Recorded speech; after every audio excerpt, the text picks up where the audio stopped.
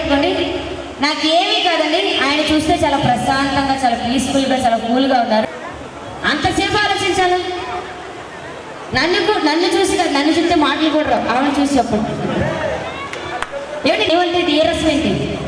ప్రేమగా పిలవండి, కోపంగా చెప్పండి. అన్ని తానే అగుచు ఉండండి. నవ్వుతూ చెప్పండి, నవ్వుతూ పిలవండి. పిలిస్తే ఎలా పిలుస్తారు? రొమాంటిక్. అబ్బా, ఇది ఇంకా బాగుంది కదా. అలా చేయకూడదు, తప్పు. గట్టిగా బయట పెట్టండి. అంతా బాగానే ఉంది. నా మగ చూసి ఏంటంటే ఇంత కోపంకి కొంచెం రొమాంటిక్ గా ఆవిడ వినిపిస్తుంది. ఇలాగ పిలుస్తారండి. ఆవిడ వంటగదిలో ఉంటుందండి, అప్పుడు ఎలా అనిపిస్తుంది? చెప్పాలి మీరు మళ్ళీ రొమాంటిక్ గా పిలవండి. ఏసీసీ బా ఈడియట్ సినిమాలో ప్రేమగా పిలవండి ఒకసారి. ఆశతో చెప్పడం మనన్నట్టుంది.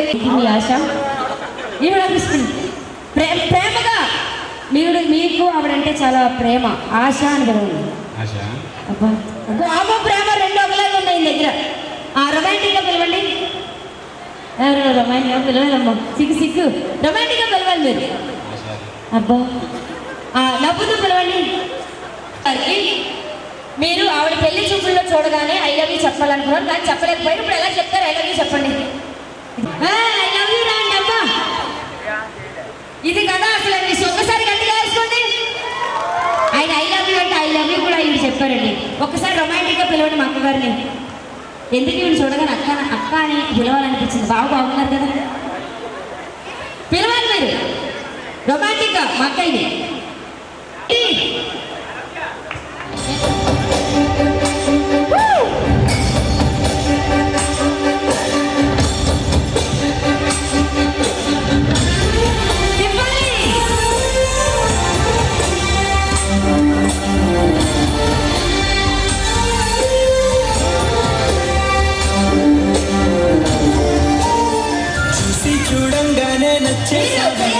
అడిగి అడగకుండా వచ్చేసావే, నా మనసులో గట్టి గుండె ఎగరేసావే. ఓ చూపుతోటి ఓ నవ్వుతోటి తొలిసారిగా నాదు కదా ఏమయ్యిందో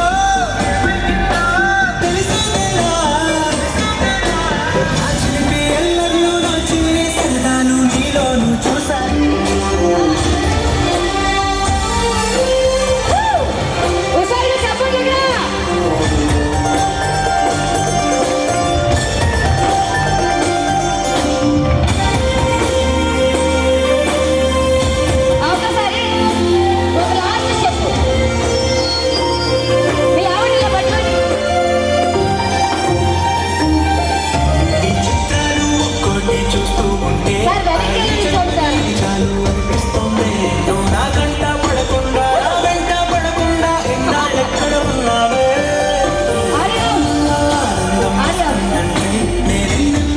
ఒక్కసారికి అందమైన జంటలన్నిటికీ గట్టిగా చెప్పండి.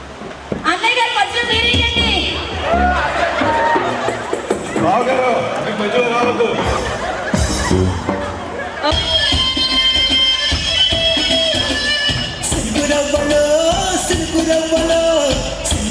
సంబరాల శిల్పి నవ్వులో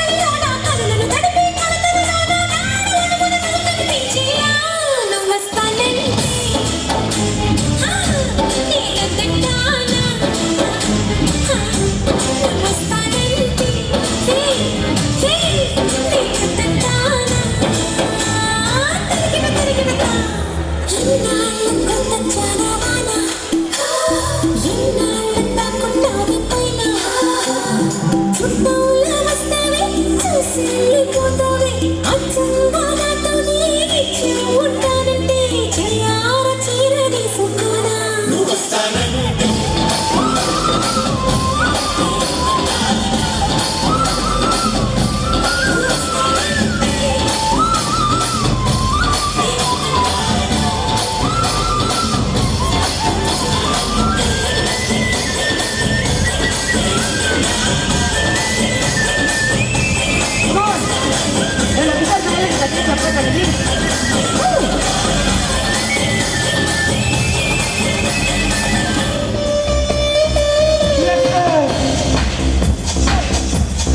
అందరూ సరే చెప్పండి చూడమ్మా.